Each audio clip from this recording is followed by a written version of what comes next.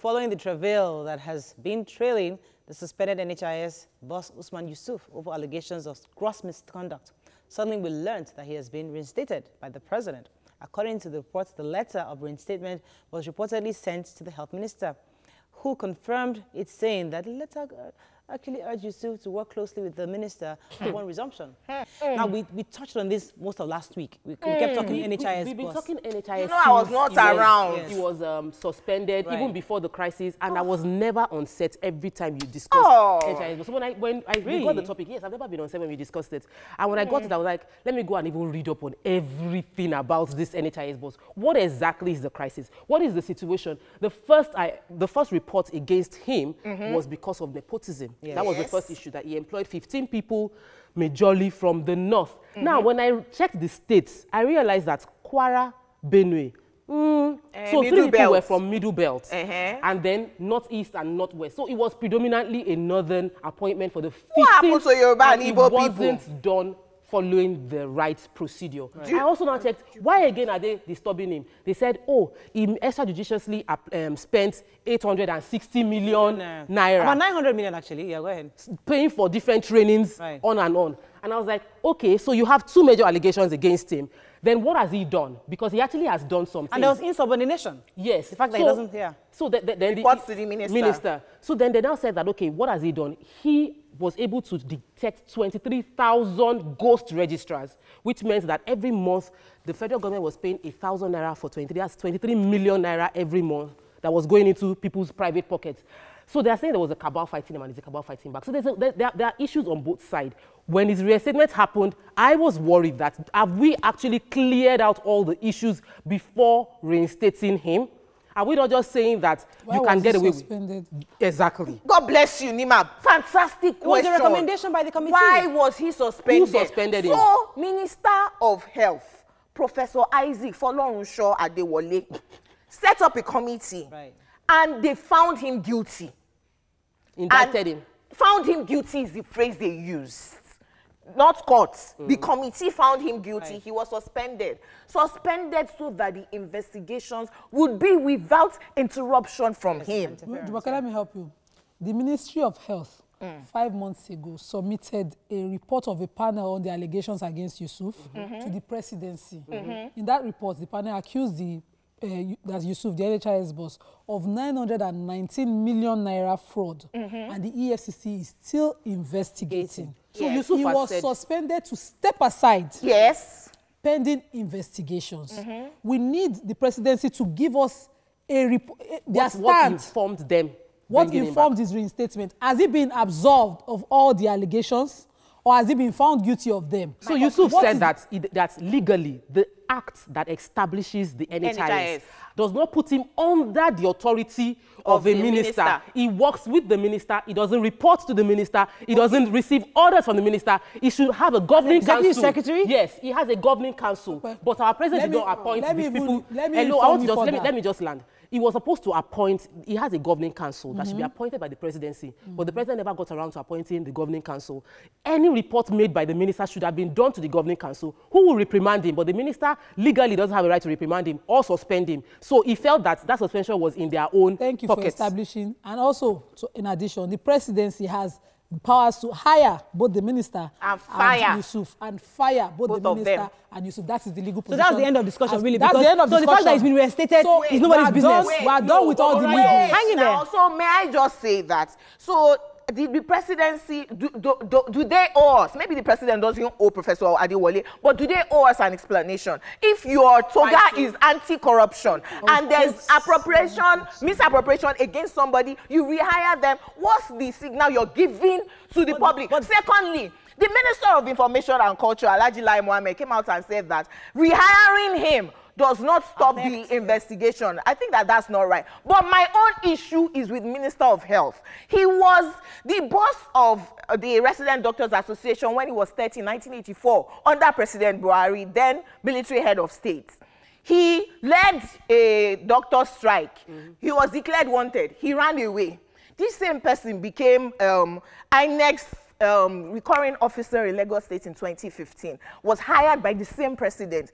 And there's insubordination from NHIS boss. The person is reinstated under you. If I was him, I would have resigned immediately. So that's one. Number two, Morayo, if you're a boss, if your boss employs somebody under you and tells you that that person is working with you, but you cannot penalize the person. So that person can saunter in around 3 p.m. and say, well, I'm just resuming. You don't have a right to suspend the person. There's a structural defect in this system where somebody is reporting to you, but you cannot in any way have a say over that person. Oh my God. So that's the challenge I have. Nigerians want to the dogs. But we can look at this from different angles. Oh. Going by that illustration, you can look at it and look at the bigger picture. You're saying that the minister should resign. Maybe not necessarily. Because if he's seen the bigger picture, like, okay, you are the executive secretary, I can actually reach my objectives with or without you. How? Listen.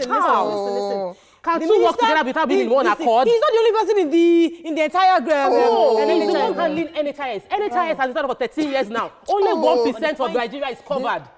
So there's a problem. 1.5%.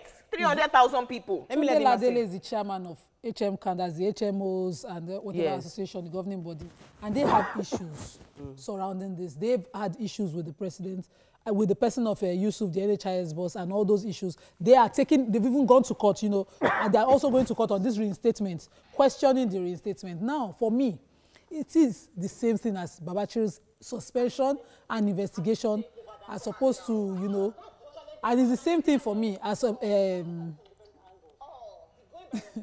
So I wanted to take tweets from Facebook. I'm sorry. So it's the same thing for me when you talk about Babachi's investigation. The same thing for me when you talk about, okay, and now this one. Mena? You don't, Mena particularly. Yes. You don't just reinstate a person whose character is in question. The cabal. This is, you know, wielding the powers that be. Is it the same character for everybody? I'm worried that our president, is he aware of this reinstatement? Because from the presidency, is he really aware? Because we keep hearing that he is fighting corruption. If he is really, you will not reinstate. I want to believe that he's not aware.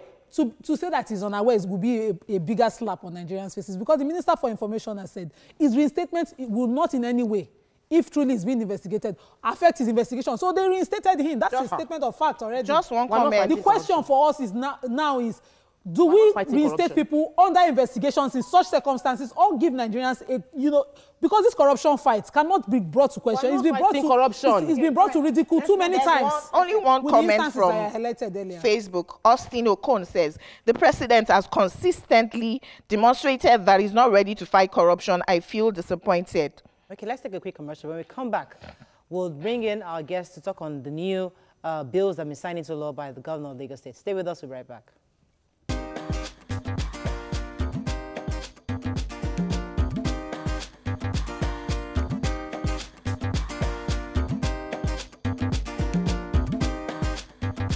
Stay tuned. Your View will be right back.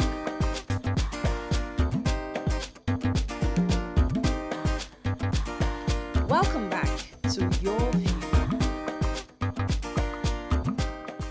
Thanks for joining us. A couple of days ago, Lagos State Governor Ambode signed 7 important bills into law, among which is a law to guarantee 24 hours of power supply, which is in line with the 24-hour economy in Lagos. Joining us to talk about is the Majority Leader, Lagos State House of Assembly, Honorable Sanai Agunbiade. Welcome to the show, sir. We can start with the bill on the power sector. I'm particularly interested in the one about the Yoruba preservation, but the power sector, which obviously is going to help with the economy. Yeah. How exactly does Lagos State intend to implement this bill? What are the action points? Well, the action points of the bill is to give a kind of guarantee to investors who can come in to assist us generate electricity. With the law, they have legal framework to assure them that whatever they do is backed up by law, and the law is so made in such a way that for the services rendered, they get paid for it. Also, another thing is the leakages in electricity in Nigeria, in transmission. Yeah. This one now, you know, it serves as protecting electricity installations where electricity theft You know, you can connect any way you like. You can do this. That the electricity generated does not really go into the mainstream. So within now you have protection for electricity. Right. So there's penalty for electricity theft. There's an penalty for obstruction. There's a penalty for manipulation of meters. Right. And another thing this is doing is that by the time the investors come in, the distribution companies will have to upgrade their facility so that, you know, they will be able to meet up with it. And the ultimate thing is that it will also enable the government to enhance the gas market. Okay. Ultimately, we have electricity for 24 hours, and that improves our economy. Quick one. Isn't this contradicting the federal law that is subsisting? No, they've admitted it. They've changed it to permit it. They've changed it. Not. But I feel good because a lot of people are impressed that the Lagos House of Assembly is on top of their game. We're able to pass a law taking advantage of the alteration that was just implemented in on the federal level. So it's a good one. However, I've heard you say that there's a punishment for electricity theft. Yeah. However, you're not assigning, is there a provision to assign a fine to distribution companies that illegally bill people for power that was not used? So we've had this issue of you not having power for 1 month, 2 months, but because you're not on pay as you go, you have to pay those bills, whichever way happens.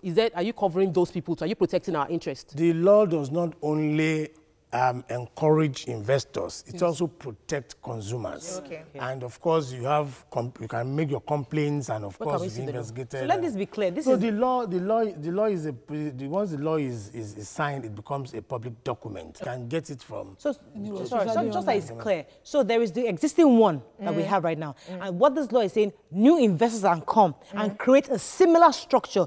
This time, consumers are protected, and also the investors are also protected. That's what you said in the submission. Yes, so that more investors will come in, and that's what we want for PIB. Go ahead. There's several of these bills. There's the one for health, cancer research. Yeah, cancer research. Cancer Research Institute. Yes, there's the one for nursing, College of Nursing, Cooperative College. Then you have the Land Use Charge Amendment Law. You have the Customary Court Amendment Law. Then you have the Yoruba Preservation, Yoruba Language Preservation Law, and the land use charge. What's different about it? God bless you. So the land use charge law is making the assessment of levies to be paid on property more transparent, because there is now a formula to be used, so you can do self-assessment of your property. Knowing what it is. That's number one. Number two, it tries to make a just way of assessment. The more the value of your property, the more you pay. Yes. The less the value, the less you pay. Okay. So that will make my money come into the coffers of the government from those who have fantastic and high-rising. So where I want to interrupt you, the land use charge by ex-governor Fashola was that all the tenement rates, or the landlord rates and everything was collapsed into one. That was ineffective. Hence this new reform land use charge, where my property is now valued. And that is what determines how much I pay. And it's supposed to continue on a 5-year basis. Do we have the manpower to even carry that out? How effective would that law be? Yes, it is effective because in this law, there is provision for the commissioner, to assign agents in the assessment and in the collection. Private agents? And there's serious penalty. Okay. There's serious penalty for default, for incitement to people not to pay, and for destroying, because there will be plagues placed on each property, identification one, so that you know which property is within a catchment area. So for anybody who destroys that, there's penalty for it. The law is so made in such a way that, everything about it is more transparent. That's what we call it amendment. It's an enhancing what we have. And from the moment this one becomes applicable, all other levies, like the neighborhood improvement levy, radio, television levy. No, that's another thing. That's local government. You know, everything on real property, everything on real property, all other levies are collapsed and are not applicable again. Property assessment, that's PI that they did at the time. I hope this will be an improvement on it. But my concern is the Yoruba preservation and that law. The emphasis is on Yoruba language, probably because we're in Lagos. Yes. We have other languages also in Lagos. I was hoping that, you know, you could have been made to cover. Understand? I don't understand. We are giving you commissioner. Please, you are in the House of Assembly. You're not asking for preservation. I was hoping that I could have been made to cover other languages. I think the question we really want to know is how do you intend to preserve Yoruba language? That's all. That's the question. The House of Assembly has taken so many steps to promote. This is predominantly Yoruba speaking, you know, state. And what we have said is Yoruba promotion, Yoruba language promotion law. We want to promote it because we believe that it is becoming, it's going to extinction. Yes. And because of that, there is need for conscious effort. We know how. I completely agree with you. Now by this law, it becomes a legal means of communication. One, two, it becomes an offense for any school, any institution to discriminate against anybody for speaking Yoruba. So the issue of vernacular. So the issue of vernacular is insultive to the Yoruba language. And any school or institution that contravenes this law, one will receive warning in the first instance. Second instance, if it's an individual, second instance, you will be penalized. You know, you can do communal service. So I can speak Yoruba. You cannot be discriminated against in your institution. And of course, and one more thing is that in Lagos State institutions, in institutions owned by Lagos State, Yoruba language will become a cost to be considered for admission. Then in Lagos State owned institutions, it will become a unit course in your general studies. That's all right. GNS. So we are doing all of this aside from other things. You know that on Thursdays we speak Yoruba in the Lagos House of Assembly, and of course, it is constitutional. Can I ask my question? Oh yeah, ask it. I remember in primary school that language, Nigerian languages was compulsory. I had to study Yoruba from primary school till I graduated because Edo languages was not available in Lagos. Other private schools were also encouraged at the time to employ teachers who could speak different languages. Lagos is a cosmopolitan state. How is this bill going to encourage the study of other languages and allow other languages to be spoken? Your state governor will be doing that one now. Unfortunately, that is not the structure of Nigeria. You know, the chapter 2 of the Constitution says, you know, we should encourage, foster, unity. Your point is? My point is, how is this bill going to encourage the study of every language that is official in Lagos? It's a Lagos State bill, not a federal bill now. We discover within Lagos. We discover that it's a notorious fact that Lagos State is in the southwestern part of the country, and predominantly and by origin is a Yoruba-speaking state. Aside from that, we now feel that most parents and most homes are Yoruba homes. Yes. We discover that something is happening to our language. Something is happening to our language. Now we are not saying that other languages should not be taught. We are not saying that other languages should not be spoken. Look at the title. The title is Yoruba language promotion. So we are I'm sorry. That bill, I criticize it to not be balanced. I am an Edo girl raised in Lagos. I speak Yoruba better than any of them because I studied it. I believe if I was given the option to also study, because I eventually studied my language, every people have their own identity. When you lose your identity, you lose your being. So the identity of the Yoruba man is the ability of that Yoruba man to be able to speak his language. No, they go to Edo State to study. So we got a break. Let's take a break. Yes. You can also study Edo as let's calm the second language. When we come back, we'll try to wrap this up. Stay with us. We'll be right back.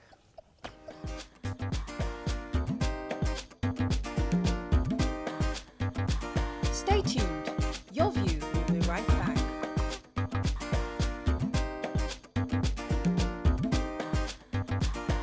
Welcome back to Your View. the bill you were talking about earlier, the nursing bill. Yeah, the College of Nursing bill is to further enhance the capacity of the Lagos State College of Nursing. Right.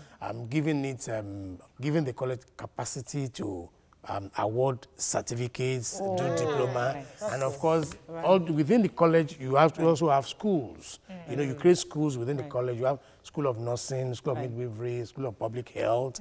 You know, that's cool. So what Lagos State is doing, therefore, is to be able to promote health delivery in Lagos State as a whole. Thank you very much, sir. Unfortunately, time has run out of time. We'll have to do it again. We have to do it again to bring it back to really break this thing down. Yeah. Thank you so much, sir. Time is really short. Yeah.